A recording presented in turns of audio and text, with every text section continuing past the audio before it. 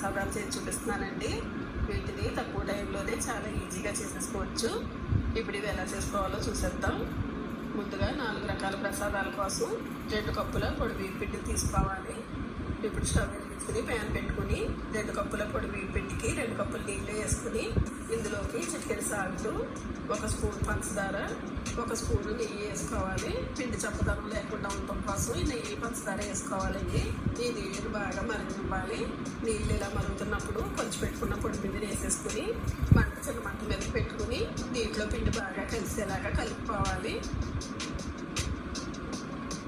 నీటిలో పిండి బాగా కలిసిన తర్వాత స్టవ్ కట్టేసుకుని ఈ పిండిని ఉండలు లేకుండా గరిటెతోటి మెత్తగా మెదుపుకుంటూ కలుపుకోవాలి. పిండి మొత్తం ఇలా కలిసిన తర్వాత మూత పెట్టి మనం పూర్ణం చేసుకునేంత వరకు పక్కన పెట్టేసుకోవాలి. పూర్ణం చేసుకోవడానికి స్టవ్ వెలిగించుకుని కడాయి పెట్టుకుని 2 స్పూన్లు నెయ్యి వేసుకోవాలి. ఇందులోకి 1/4 కప్పు తురిమిన బెల్లాన్ని వేసుకోవాలండి. 1 కప్పు నిండుగా పచ్చి కొబ్బరి తురుము వేసుకోవాలండి. కొబ్బరి తురుము కప్పులో వేసుకునేటప్పుడు కొంచెం నొక్కినట్టుగా తీసుకుంటే ప్రసాదానికి పూర్ణం కరెక్ట్గా సరిపోద్దండి. వేసుకున్న తర్వాత మొత్తం అంతా కలిసేలాగా కలుపుకోవాలి. ఇక్కడ చూపిస్తున్నాను చూడండి. బెల్లం ఇలా కరిగిన తర్వాత కలుపుకుంటూ చిన్న మంట మీద దగ్గర పడేంత వరకు ఉడికించుకోవాలి. ఇలా దగ్గర పడిన తర్వాత కొద్దిగా యాలక్కాయ పొడి వేసుకుని మొత్తం అంతా ఒకసారి కలుపుకుని స్టవ్ పెట్టేసుకోవాలి. ఇప్పుడు ఈ పూర్ణాన్ని చల్లారి పెట్టుకోవాలి. పిండి కొద్దిగా గోరువెచ్చగా అయిందండి. గోరువెచ్చగా అయినప్పుడు ఉండలు లేకుండా చేతితోటి మెత్తగా కలుపుకోవాలి. ఇలాగా 2-3 నిమిషాలు కలుపుకోవాలండి. అలా కలుపుకుంటేనే పిండి సాఫ్ట్గా అవుతుంది. ఇలా కలుపుకున్న తర్వాత ఈ పిండిలోకి 1 స్పూన్ నెయ్యి వేసుకోవాలి. ఇలా నెయ్యి వేసుకోవడం వల్ల పిండి చప్పదనం లేకుండా టేస్ట్ బాగుంటుందండి. నెయ్యి వేసుకున్న తర్వాత మొత్తం అంతా కలుపుకొని ఇప్పుడు చేతికి కొద్దిగా తడి చేసుకుంటూ చపాతీ ముద్దలాగా చేసుకోవాలి. ఇక్కడ చూపిస్తున్నాను చూడండి. ఇలా సాఫ్ట్గా వచ్చేలాగా చేతిని తడుపుకుంటూ చపాతీ ముద్దలాగా చేసుకుని పక్కన పెట్టుకోవాలి. ఇప్పుడు కొద్దిగా పిండిని తీసుకుని ఇలా ఉండలు చేసుకుని పెట్టుకోవాలి. ఈ పిండితోటి 4 రకాల ప్రసాదాలు చేసి చూపిస్తున్నానని చెప్పాను కదండి. ఒక్కొక్క ప్రసాదం 4 వేసి చేసుకుంటున్నాను. అందుకని ఒక్కొక్క రకానికి 4 వేసి ఉండలు చేసుకుంటున్నానండి.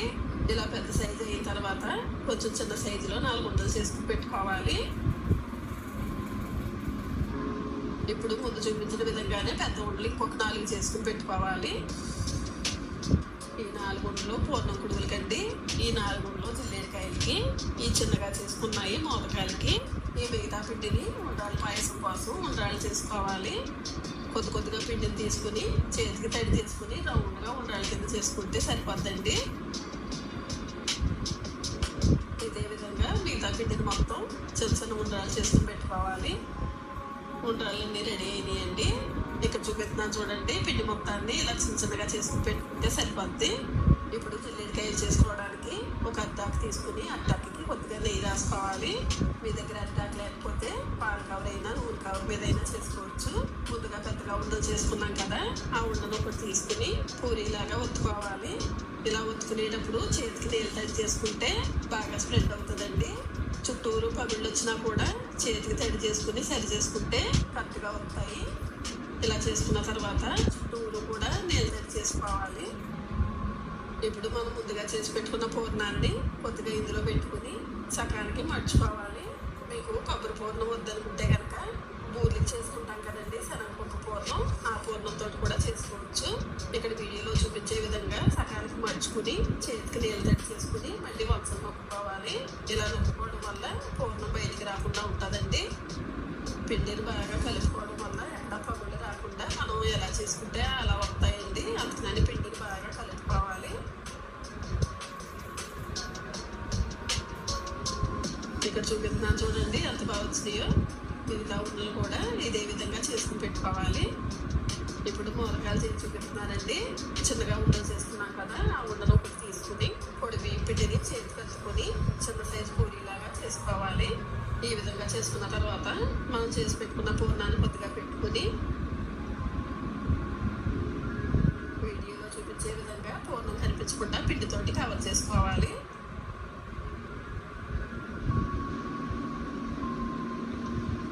పైన కొద్దిగా ముచ్చుకుంటేలాగా ఇలా నొక్కుకోవాలండి. అంతేనండి, మోదకాలు రెడీ అయినాయి. దీన్ని చూడడానికి ఇంకొంచెం బాగుండటం కోసం చాకుతోటి చుట్టూరు ఘాట్లు పెట్టుకుంటే చూడడానికి బాగుంటాయి.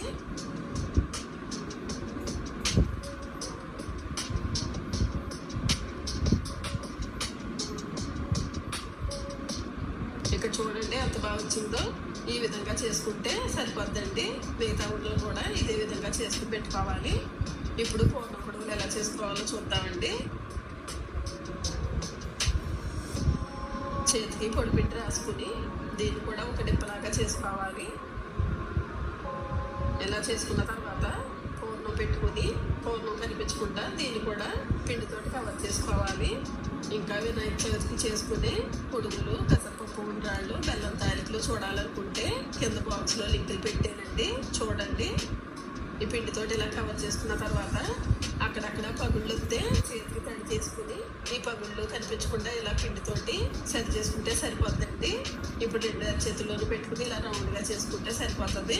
అంతేనండి, పూర్ణం పొడుగులు కూడా రెడీ అయినాయి. ఇప్పుడు ఒక ప్లేట్లోకి కొద్దిగా నెయ్యి వేసుకుని ఈ నెయ్యిని ప్లేట్ అంతా సరిపడేలాగా రాసుకోవాలి. రాసుకున్న తర్వాత మనం చేసుకున్న ప్రసాదాలన్నీ ప్లేట్లో పెట్టుకుని ఆవిరి మీద ఉడికించుకోవాలండి. మీరు కావాలంటే ఇడ్లీ పాత్రలో అయినా ఉడికించుకోవచ్చు.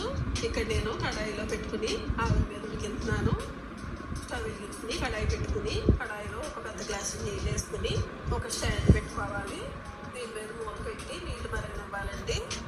ఇలా నీళ్ళు మరుగుతున్నప్పుడు మంటని చిన్న మంటకి పెట్టుకుని ఈ ప్లేట్ని ఇందులో పెట్టుకుని పైన మూత పెట్టేసి చిన్న మంట మీద 5 నిమిషాలు ఆవిరి మీద ఉడికితే సరిపోతుందండి. 5 నిమిషాలు అయ్యింది. ఆవిరి మీద బాగా ఉడికియండి. ఇప్పుడు స్టవ్ కట్టేసుకుని ఇవి కొద్దిగా చల్లారిన తర్వాత తీసుకోవాలి. వేడి మీద తీసేస్తే ఇరిగిపోతాయి. ఇవి పక్కన పెట్టేసుకుని ఇప్పుడు ఉండ్రాళ్ళ పాయసం చూద్దామండి.